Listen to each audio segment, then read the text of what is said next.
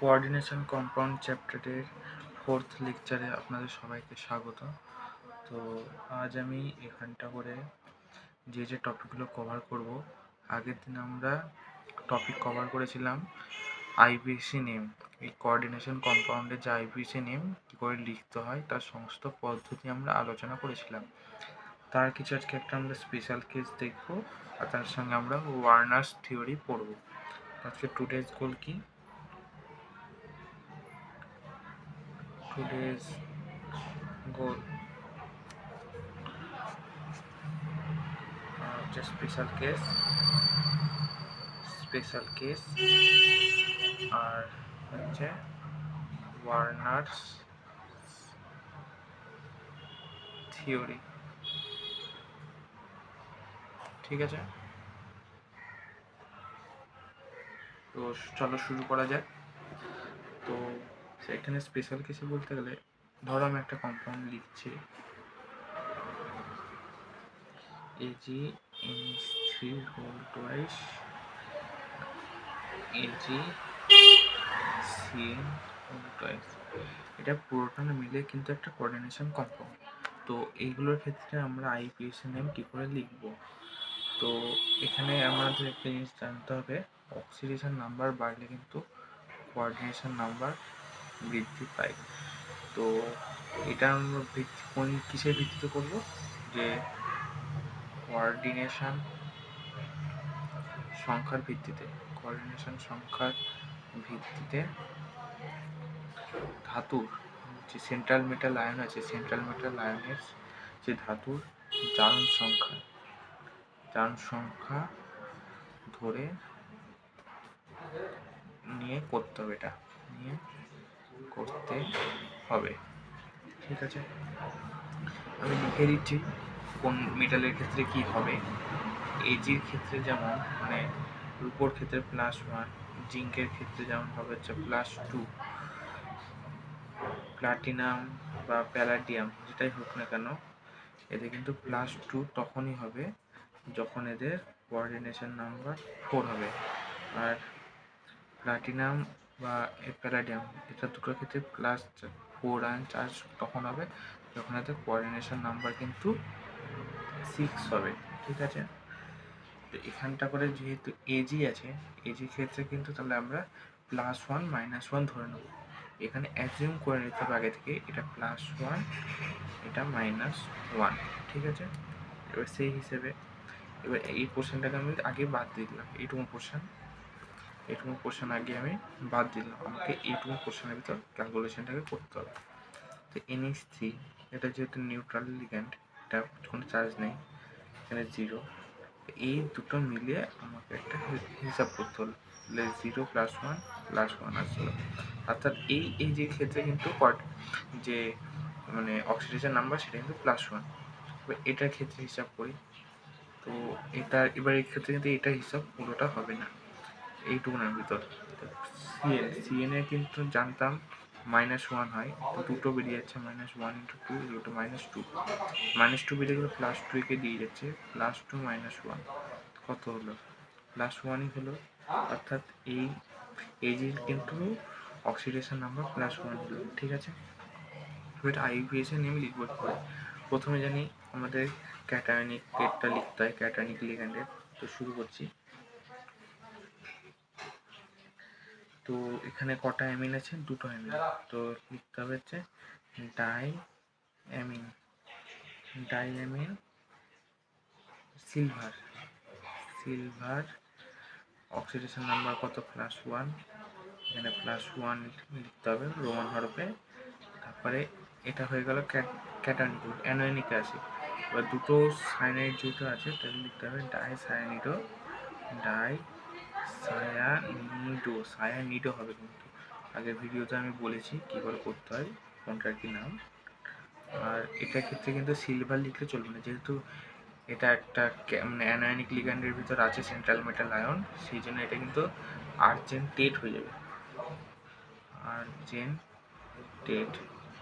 যেহেতু total charge +1 আসছে সেখানে +1। এইভাবে আইপিএসি নেমটা কিন্তু লিখতে হয়। ঠিক আছে, তো সেকেন্ড অপশানে যাই যে কী করে করতে হবে না করতে হবে। প্যালাডিয়াম NaCl4 Cl2 PtCl4, ঠিক আছে। তো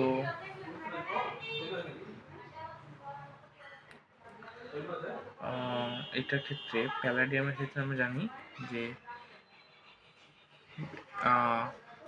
এটার ক্ষেত্রে কোঅর্ডিনেশন নাম্বার 4 হলে তাহলে কিন্তু এটা +2 -2 চার্জ আসবে, অর্থাৎ এটা -2 এটা +2 চার্জ ধরে নিতে হবে, ঠিক আছে। তো এবার সেইভাবে হিসাব নিকেশ অ্যামোনিয়া 0, ক্লোরিনে -2 কিন্তু -1 × 2 = -2 +2 কে দিয়ে গেল, এর টোটাল হলো হচ্ছে +4, আর এটা যখন -4 হয়ে বেরিয়ে যাচ্ছে +4 দিয়ে যাচ্ছে, এই দুটোর অক্সিজেন নাম্বার হিসাব হবে। তো এবার এটার হিসাব কী করে লিখব, আমরা অ্যালফাবেটিক্যাল অর্ডার ইউজ করব। টেট্রাঅ্যামিন, এখানে ডবল এ হলে একটা ই কিন্তু বাদ পড়ে যায়, টেট্রাঅ্যামিন ডাইক্লোরো প্যালাডিয়াম কত 4, প্যালাডিয়াম 4, এটা টেট্রাক্লোরিটো দিলে ভালো হয়,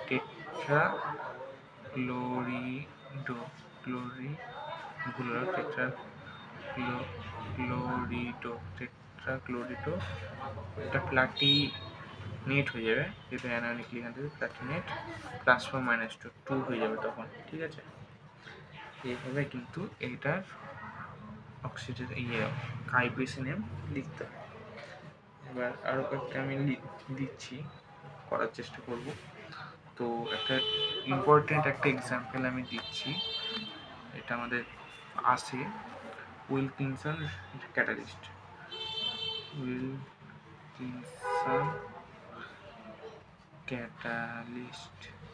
ওকে, উইলকিনসন ক্যাটালিস্টটা কি,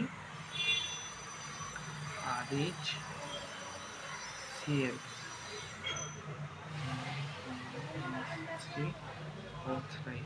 ঠিক আছে।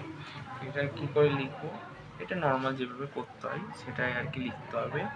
তো এটা যেহেতু নিউট্রাল লিগ্যান্ড, এখানে 0 ধরে নেওয়া হচ্ছে, ক্লোরিন -1 বেরিয়ে গেলে +1 হয়ে যাচ্ছে, আর এটা তো নিউট্রালই হয়, নিউট্রাল লিগ্যান্ড, এখানে 0, +1 -1 আসছে, টোটাল অক্সিডেশন নাম্বার।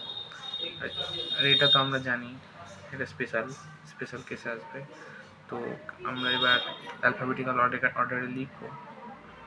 ক্লোরিডো, এটা 3টে আছে, 3টে মানে হচ্ছে ট্রিজ লিখতে হবে,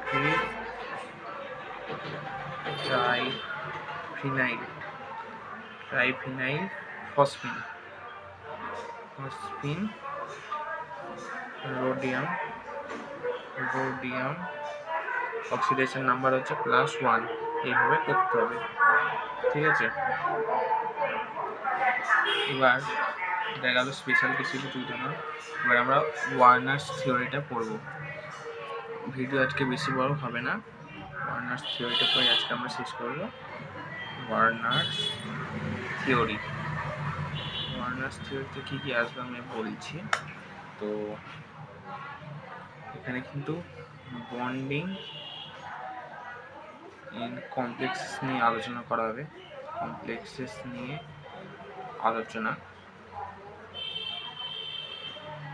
তো সেখানে কি হচ্ছে, বিভিন্ন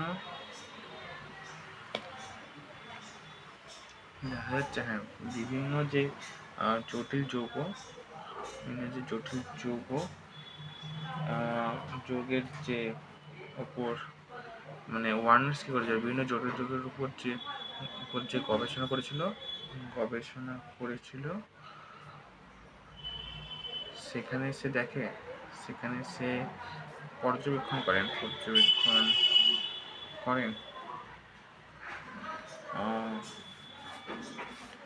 জটিল যৌগে উপস্থিত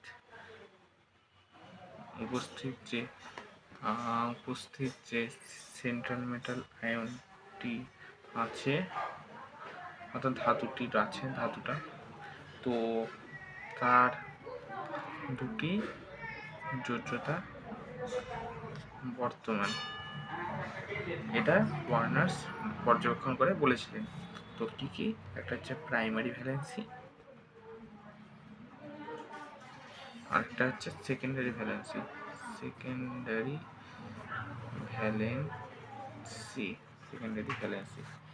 তো প্রাইমারি ভ্যালেন্সি আর সেকেন্ডারি ভ্যালেন্সির মধ্যে এবার পার্থক্যটা জেনে নেবো যে কোনটাকে কি বলে।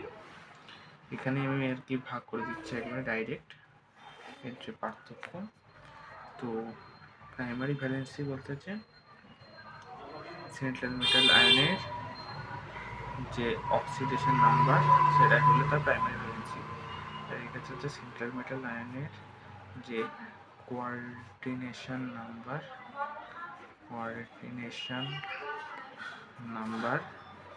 সেটাই সেকেন্ডারি ভ্যালেন্সি।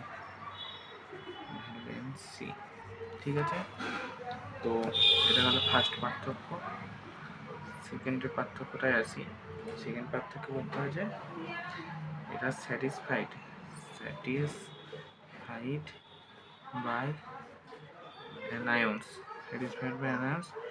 কিন্তু এটা স্যাটিসফাইড বাই অ্যানায়ন্স, তার পাশাপাশি নিউট্রাল মলিকিউলস দ্বারাও, নিউট্রাল অণু দ্বারাও এটা স্যাটিসফাইড হয়ে থাকে।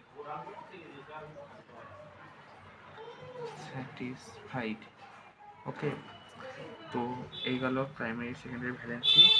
আরও পার্থক্য আছে, আমি লিখে দিই। এটা আয়োনাইজেবল, কিন্তু এরা নন আয়োনাইজেবল। অক্সিডেশন নাম্বার, এটা প্রাইমারি ভ্যালেন্সিতে আছে, এটা আয়োনাইজেবল হতে পারে, যেহেতু কোঅর্ডিনেশন নাম্বারটাই আমরা সেকেন্ডারি ভ্যালেন্সি ধরছি, এটা কিন্তু নন আয়োনাইজেবল হবে। ঠিক আছে, 4 নম্বর, এর দ্বারা কোঅর্ডিনেশন কম্পাউন্ডের যে জিওমেট্রি তা বের করা সম্ভব না, কিন্তু এর দ্বারা সম্ভব, মানে কোঅর্ডিনেশন নাম্বারের ভিত্তিতে এর আমরা যে জিওমেট্রি, কোঅর্ডিনেশন কম্পাউন্ডের যে জিওমেট্রি তা কিন্তু বের করতে পারি। ঠিক আছে, 5 নম্বর পয়েন্ট। ঠিক আছে, এরা কিন্তু নন ডাইরেকশনাল, এরা ডাইরেকশনাল নেচারের হয়, নেচার। ওকে, লাস্ট পয়েন্ট। তো প্রাইমারি ভ্যালেন্সিকে, চলমান ডিগ্রি ভ্যালেন্সিকে ডট এরকম ডটেড লাইন দ্বারা প্রকাশ করা হয়। আমরা ডায়াগ্রাম যখন করবো দেখাবো কীভাবে প্রকাশ করা হয়। কিন্তু এদের একটা সেকেন্ডারি ভ্যালেন্সিকে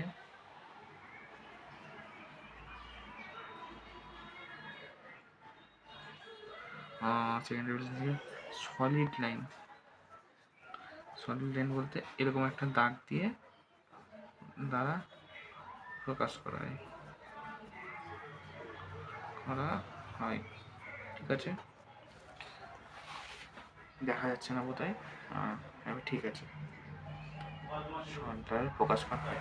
পরের পেজে চলে আসছি। ঠিক আছে, তো আমরা এর পার্থক্য দেখে নিলাম। এবার আমরা যে 2 ডিগ্রি ভ্যালেন্সির যে যার সাহায্যে আমরা জিওমেট্রি বের করবো তার কয়েকটা দেখে নিই। 2 ডিগ্রি দেখা যাচ্ছে, 2 ডিগ্রি ভ্যালেন্সি আর জিওমেট্রি ইনঅর্গানিকে পড়েছিলাম, কেমিক্যাল বন্ডিং চ্যাপ্টারে আমরা ক্লাস 11-এ পড়ে থাকি যে জিওমেট্রি সম্পর্কে, সেরকমই জিওমেট্রি হবে। যখন 2 ডিগ্রি ভ্যালেন্সি বলতে সেন্ট্রাল মেটাল আয়নের যে কোঅর্ডিনেশন নাম্বার তার ভিত্তিতে, যখন 2 হবে তোমার এটা লিনিয়ার স্ট্রাকচার হবে, তারপরে যখন 3 হবে তখন ট্রাইগোনাল প্লেনার হবে, যখন 4 হবে এটা কিন্তু ভীষণ ইম্পর্টেন্ট, এটা কিন্তু টেট্রাহেড্রাল হবে। আবার 4 যদি হয় আরেকটা হয় হচ্ছে স্কোয়ার প্লেনার। টেট্রাহেড্রাল বলতে এরকম বোঝায়,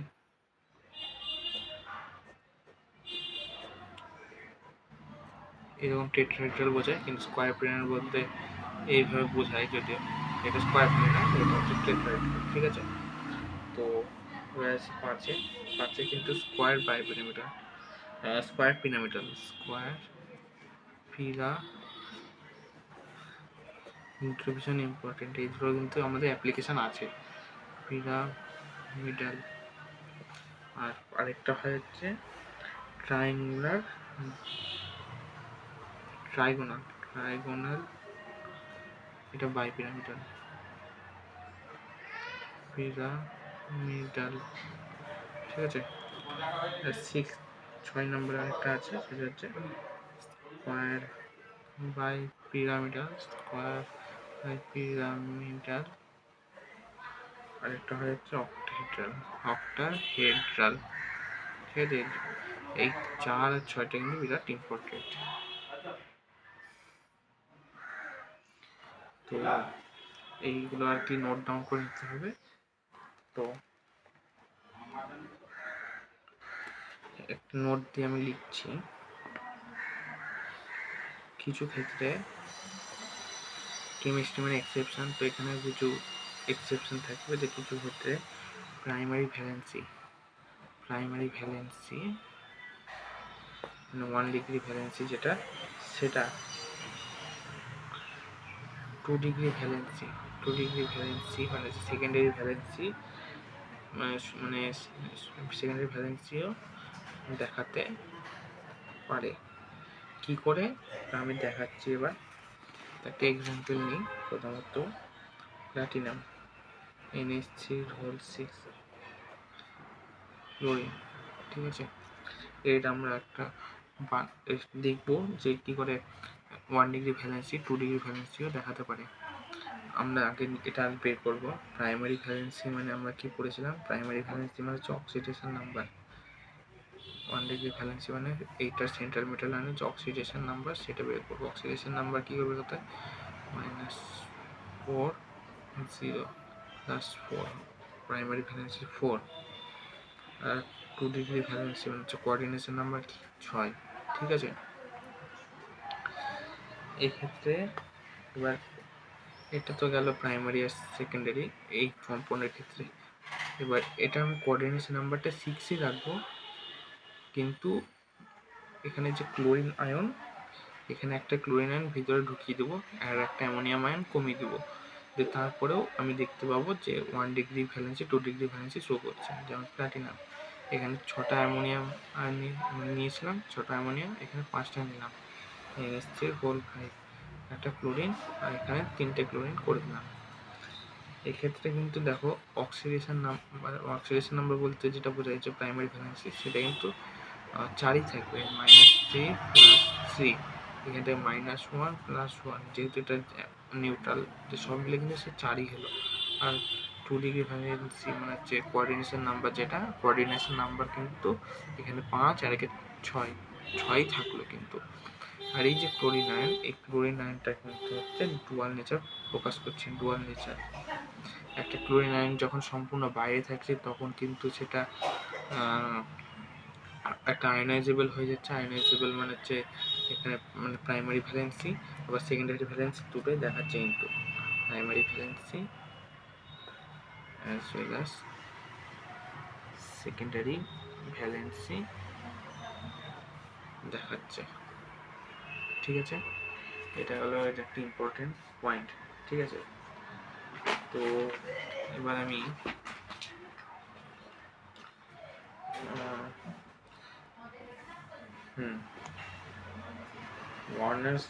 ওয়ার্নার্স যে থিওরি আমি বললাম যে সলিড ড্যাশ কি করে প্রকাশ করে, ওয়ার্নার্সের ডায়াগ্রামটা এবার আমরা পড়ব। ওয়ার্নার্স ওয়ার্নার্স ডায়াগ্রাম ঠিক আছে, ওয়ার্নার্স ডায়াগ্রামটা করবো। তো আগে একটা কম্পাউন্ড নিই, পিটি NH3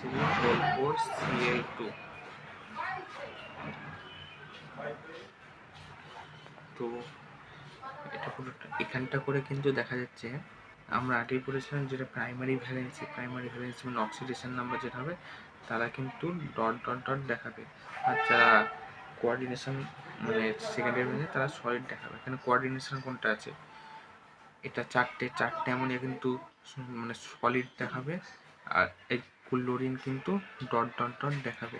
তাহলে এই ক্লোরিনগুলো কী করবে, যেহেতু ক্লোরিনের এটা ডুয়াল নেচার দেখা যাচ্ছে, এরা সলিড প্লাস ডট ডট দুটোই দেখাবে কিন্তু, ঠিক আছে।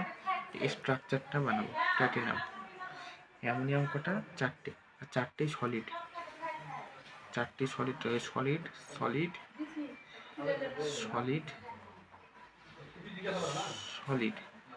সলিড। এবার হচ্ছে যেহেতু ক্লোরিন দুটো হচ্ছে সলিড ড্যাশ দুটোই দেখাবে, সেই জন্য একটা solid dot dot dot dot dot chlorine, solid dot dot dot chlorine. যেহেতু দুটো ক্লোরিন আর কি আয়নাইজেবল বাইরে আছে, তাই এটা এক্ষেত্রে শুধু ডট ডট ডট দিয়ে দেখানো হবে, ডট ডট ডট ক্লোরিন, শুধু ডট ডট ডট ক্লোরিন, এইভাবে দেখানো হবে, ঠিক আছে। তো আরেকটা আমি দিচ্ছি,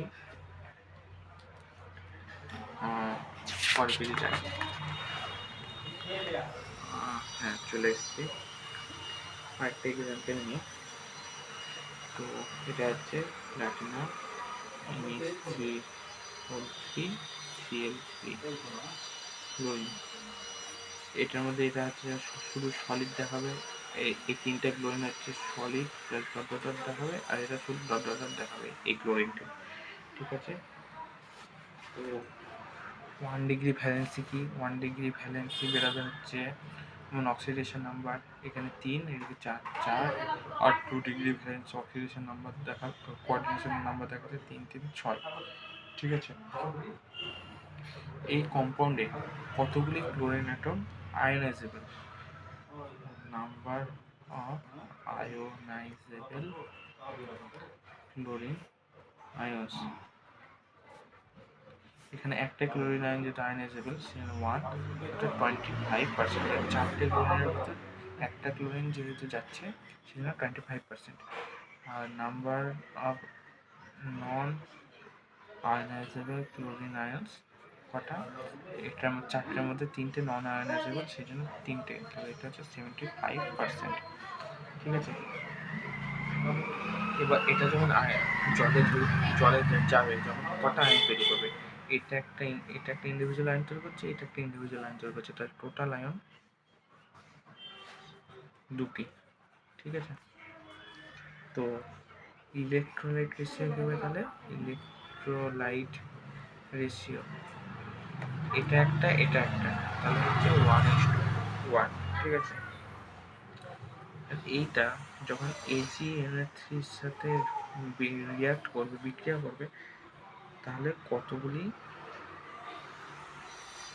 AgCl এ প্রেসিপিটেট করবে, কত মোল। তাহলে যেহেতু ক্লোরিন একটাই আছে সেই জন্য একটাই Ag সাথে বিক্রিয়া করে একটাই AgCl তৈরি করবে একটি। যদি ক্লোরিন দুটো থাকতো তাহলে দুটো AgCl তৈরি করতো, দুটো AgCl তৈরি করলে ইলেকট্রোলাইট রেশিওকে দেখেন Cl2 হলে তাহলে এখানে কিন্তু এটা একটা আয়ন, এখানে দুটো আয়ন তৈরি হতো, তাহলে এটা 1:2 হয়ে যেত, আর টোটাল আয়ন হতো হচ্ছে 3টে, এখানে 3টে হয়ে যেত। আর নাম্বার অফ আয়নাইজেবল ক্লোরিন আয়নস তাহলে এখানে কত হতো, এখানে 2 থাকলে এখানে 50% হয়ে যেত, আর এখানে দুটো থাকলে এখানে 50-50 হয়ে যেত, ঠিক আছে। তাহলে এর আমরা এবার ডায়াগ্রামটা দেখবো যে কী করে লিখবো ডায়াগ্রাম। প্ল্যাটিনাম সলিড কটা, 3টে সলিড আমরা কী করে লিখবো, এই 3টে সলিড, NH3 লিখে নেব, NH3, ঠিক আছে। এরপর ক্লোরিন কটা, এটা ক্লোরিন এই 3টে হচ্ছে সলিড ড্যাশ দুটোই দেখাবে, সলিড ড্যাশ, তো সলিড ড্যাশ দুটোই দেখালে এখানে solid dash solid dash solid dash chlorine 3টে হয়ে গেল। আর যেহেতু ক্লোরিন বাইরে একটা, এটা শুধু ডট ডট ডট একটা ক্লোরিন, এটা হলো ওয়ার্নার্স ডায়াগ্রাম। ঠিক আছে, এবার আমি একটা বড় প্রবলেম দিচ্ছি, এটা এনসিইআরটিতেও আছে। তো সেটা হলো এইভাবে,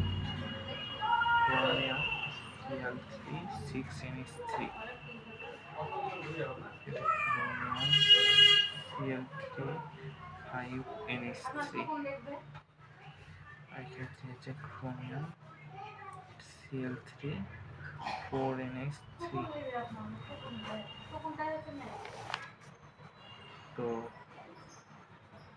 মোল অফ AgCl প্রপার্টি মানে AgNH এর সাথে বিক্রিয়া করে কতগুলো মোল তৈরি করবে, আর এদের ফর্মুলা কী হবে, ফর্মুলা আর হচ্ছে ইলেকট্রোলাইট রেশিও।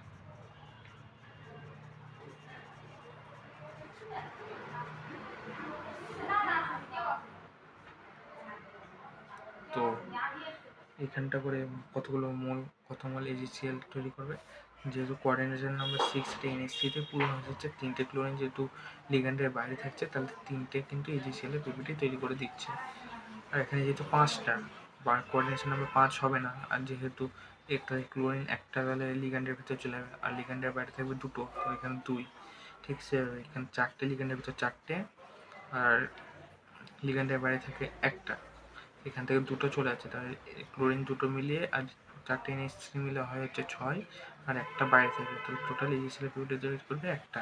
এটা ফর্মুলাটা লিখে দিই, chromium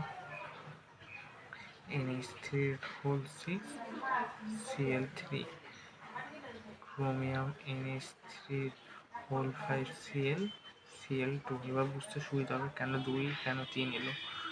chromium NH3 whole 4 Cl2 Cl। ঠিক আছে, এবার ইলেকট্রোলাইট রেশিও এদের কী হবে, যেহেতু এটা প্রত্যেক একটা ইন্ডিভিজুয়াল আয়ন তৈরি করছে, এটা একটা ইন্ডিভিজুয়াল আয়ন, এখানে 3টে তৈরি করছে, এখানে একটা, এরা 2টো তৈরি করছে, এরা একটা, এটা ইন্ডিভিজুয়াল একটা, তাহলে 1:3 1:2, এটা 1:1। ঠিক আছে, এখান থেকে অনেক প্রশ্ন করে মোলার কন্ডাক্টিভিটি কার বেশি, মোলার কন্ডাক্টিভিটি মোলার কন্ডাক্টিভিটি যদি কার বেশি, তাহলে এখানে হচ্ছে এই হচ্ছে 1 2 3, 1-এর সব থেকে বেশি হবে মোলার কন্ডাক্টিভিটি, যেহেতু 4টে আয়ন তৈরি করছে টোটাল 1, আর এখানে 3টে, মানে টোটাল 4টে। ঠিক আছে, এরকম প্রশ্ন করেন percentage of ionizable ion 9 chlorine ions, তাহলে কোনটা হবে, পার্সেন্টেজ অফ আয়োনাইজেবল। তো এক্ষেত্রে কিন্তু আয়ন্স ইন প্রশ্নটাই হবে আয়ন্স ইন 1 2 3, 3টের মধ্যে কী হবে, তাহলে 100% একটা হবে, একটা 67%, একটা 33%। কেন হবে বলছি, যেহেতু প্রথমে 3টে ক্লোরিন আয়ন যদি মানে যেহেতু বেরিয়ে আসছে, সে 3টাকে যদি 100% মেনে নিই, তাহলে 2টা হবে হচ্ছে 67%, আর একটা হবে 2টা হবে 67%, আর 1টা হবে 33%। ঠিক আছে, যেটা 3টে ক্লোরিন, এটা 2টো ক্লোরিন, একটা ক্লোরিন, মানে 3টাকে হাইয়েস্ট ধরে আমি যদি 100% মনে করি, তো 2টো হবে 67% আর একটা হবে 33%। দেখা হলো, হয়ে গেল। ঠিক আছে, আজ এতটুকুই, পরের ভিডিওতে দেখা হবে, টাটা।